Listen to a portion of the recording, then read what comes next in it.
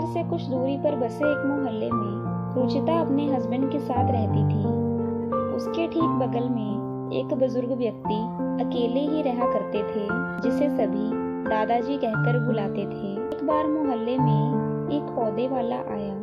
उसके पास कई किस्म के खूबसूरत हरे भरे पौधे थे। रुचिता और दादाजी ने बिल्कुल एक ही तरह का पौधा खरीदा और अपनी अपनी क्यारी में लगा दिया। रुचिता पौधे का बहुत ध्यान रखती थी। दिन में 3 बार उनको पानी डालना, समय समय पर खाद देना, हर तरह के कीटनाशक का प्रयोग कर वह कोशिश करती थी कि उसका पौधा ही सबसे अच्छा ढंग से बड़ा हो।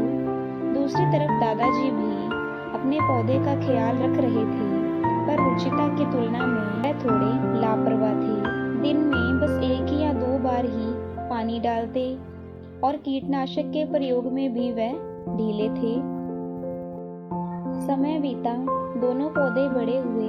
रुचिता का पौधा हरा भरा और बेहद खूबसूरत था। दूसरी तरफ दादाजी का पौधा अभी भी अपने सर्वश्रेष्ठ रूप में नहीं आ पाया था। यह देखकर रुचिता मन ही मन पौधे के विषय में अपनी जानकारी और देखभाल करने की लगन को लेकर गर्व महसूस करने लगी थी। एक रात अचानक ही मौसम बिगड़ गया। हवाएं तूफान का रूप लेने लगी, बादल गरजने लगे और रात भर आंधी तूफान और बारिश का खेल चलता रहा।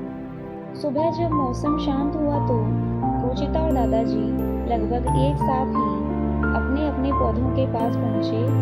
पर ये क्या, रुचिता का पौधा जमीन से उखड़ चुका था, जबकि दादाजी का पौधा बस एक और जरा सा झुका भर था। क्यों हुआ दादाजी? हम दोनों के पौधे बिल्कुल एक ही तरह के थे, बल्कि आपसे अधिक तो मैं अपने पौधे की देखभाल करती थी। फिर आपका पौधा प्रकृति की इस छूट को कैसे झेल गया, जबकि मेरा पौधा धराशायी हो गया? रुचिता ने घबराहट और दुख भरे शब्दों से प्रश्न पूछा। इस पर दादाजी बोले, देखो बेटा, तुमने पौधे को उसकी जरूरत की हर एक चीज प्रचुरता में दी, इसीलिए उसे अपनी आवश्यकताएं पूरी करने के लिए कभी खुद कुछ करना ही नहीं पड़ा। ना उसे पानी तलाशने के लिए अपनी जड़ें जमीन में भीतर तक गाड़नी पड़ी, ना कीट पतंगों से बचने के लिए अपनी प्रतिरोधक क्षमता पैदा करनी पड़ी। नतीजा ये हुआ कि तुम्हारा पौधा बाहर से खूबसूरत हरा भरा दिखाई पड़ रहा था, पर वह अंदर से कमजोर था और उसी वजह से वह कल रात के तूफान को झेल नहीं पाया और उखड़कर एक तरफ गिर गया। जबकि मैंने अपने पौधे की बस इतनी देखभाल की कि वह जीवित रहे। इसीलिए मैंने अपने पौधे को खुद को जिंदा रखने के लिए अपनी जड़ें गहरी जमा ली और अपनी प्रतिरोधक क्षमता को भी विकसित कर लिया और आसानी से प्रकृति के इस प्रहार को झेल लिया। अब अपनी गलती समझ चुकी थी। दोस्तों, आजकल फैमिलीज छोटी होने लगी हैं। अधिकतर कपल्स 2 या सिर्फ एक ही बच्चा कर रहे हैं।